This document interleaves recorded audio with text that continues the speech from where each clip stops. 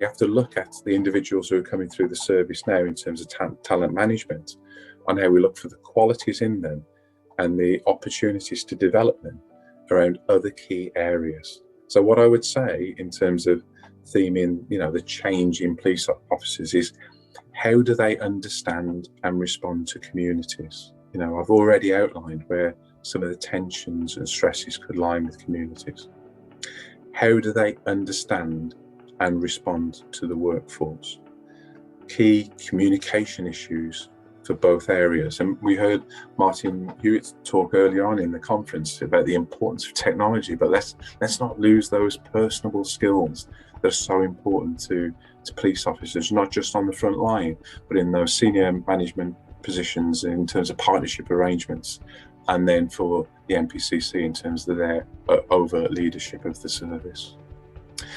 And then there's the more nuanced thing about understanding and responding to changing environments.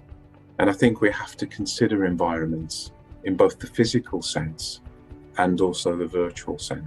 One of the things that is going on here is we still can in policing have too much of a manpower mindset effectively.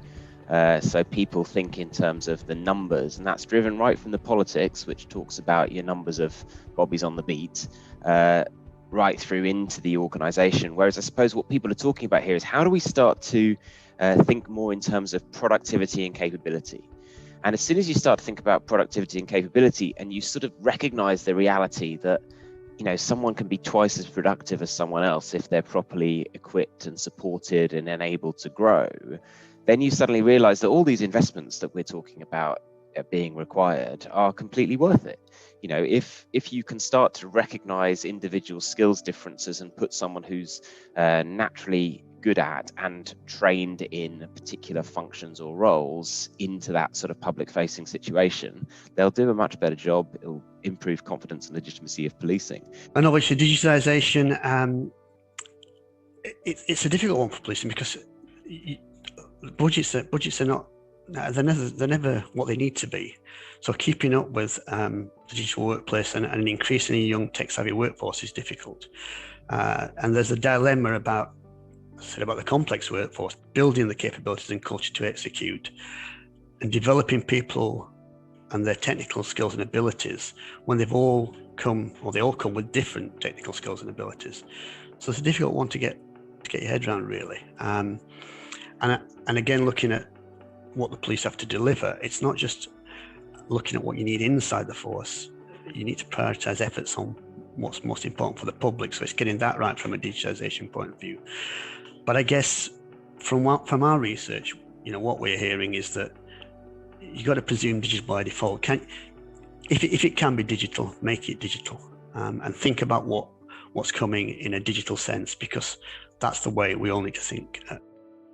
So in closing, I ask senior leaders to understand how they're being perceived, and they need to get a grip of this.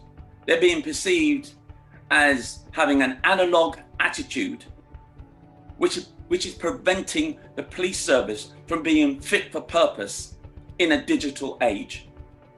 And it needs to be fit for purpose now by having a more reflective organization that is clearly understanding the importance of diversity in action, nurturing and supporting, and continuously changing for the better, and not going down the same old road and expecting different results.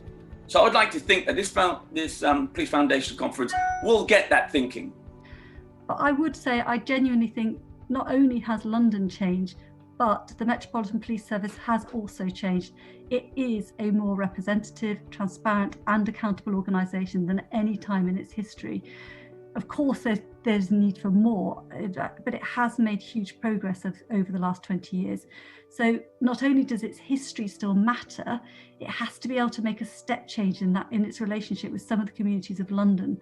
But it is, I think, important that we always acknowledge that the Met and police forces up and down the country do a remarkable job in keeping the communities that they serve safe in really challenging circumstances.